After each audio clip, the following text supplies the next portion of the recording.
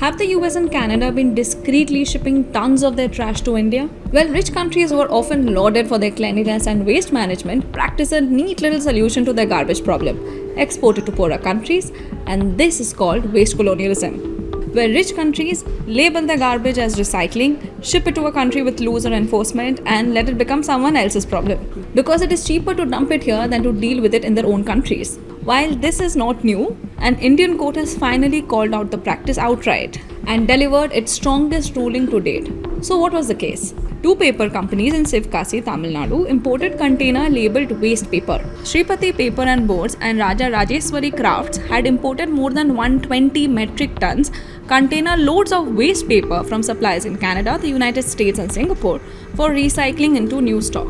And when custom officers and the Tamil Nadu Pollution Control Board cracked open the consignments, they found something else. Used PET bottles, street sweepings, plastic carry bags, broken glass, food waste, beverage cans, basically municipal garbage dressed up as recyclable paper, and shipped them halfway across the world into an Indian port, and it led to a legal case and they were asked to ship it back to where it came from at their own expense. The companies didn't dispute the findings. They initially paid the penalties customs imposed, but then they suggested two ways out. Divert the trash to Dubai, since shipping costs were lower there than sending it to the source country, or allow them to burn and process it locally in Indian cement kilns and waste to energy facilities.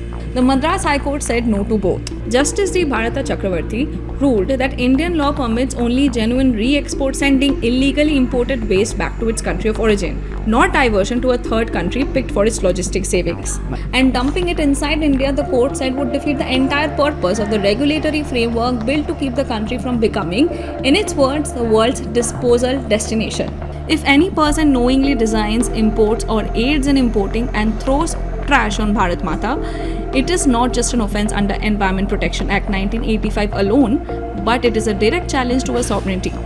There cannot be a more aggravated form of Deshdroh, the June 19 order had said. It also noted that India already generates over 1.7 lakh tons of municipal solid waste every day, and questioned the business model of importing waste paper from abroad when recyclable paper is readily available within the country. Reportedly, between 2021 and 2023, India imported nearly 200 million kg of plastic trash. But what made this judgment stand out is that the Madras High Court has invoked the word Deshdroh and called it finally for what it is: waste colonialism.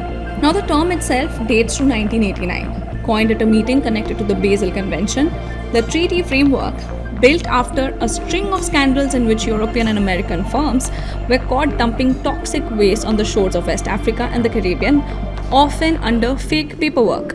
The idea was simple and has aged uncomfortably well. Countries with the money to consume also have the money to avoid dealing with the consequences, and they routinely find some poorer country to deal with them instead. Now, the reasons are largely economic. Strict environmental laws in wealthy nations make domestic disposal costlier, since dumping, burning, or crude recycling would violate regulations that carry heavy penalties. And recyclers often prefer importing plastic flakes and lumps because they are cheaper and cleaner compared with locally generated, unsegregated waste. Now, for years, China absorbed the bulk of the world's exported plastic scrap, importing it as cheap industrial feedstock. But when Beijing's 2018 national sport policy shut that door, exporters didn't stop generating waste. They simply found a new address. Southeast Asia absorbed much of the diverted flow. Malaysia and India became recipients of plastic waste from the United Kingdom, while Vietnam took in shipments from the European Union and the US. Now look at this alarming data. Britain, one of the world's largest exporters of plastic waste, exported 675,000 tons in 2025, its largest amount in 8 years, of which 139,000 tons was shipped to Turkey. Now, quite ironically, some of the countries listed among the world's top recyclers are also the biggest plastic waste exporters. Germany was named the world's top recycler by the World Economic Forum in 2017, but in fact, it is one of the world's largest exporter of plastic waste. Now, India has rules against bringing in hazardous or wrongly labeled waste, and so do most countries that receive such shipments. But the containers keep coming, because for some countries, paying a fine or getting a shipment sent back can still be cheaper than fixing the problem at the source.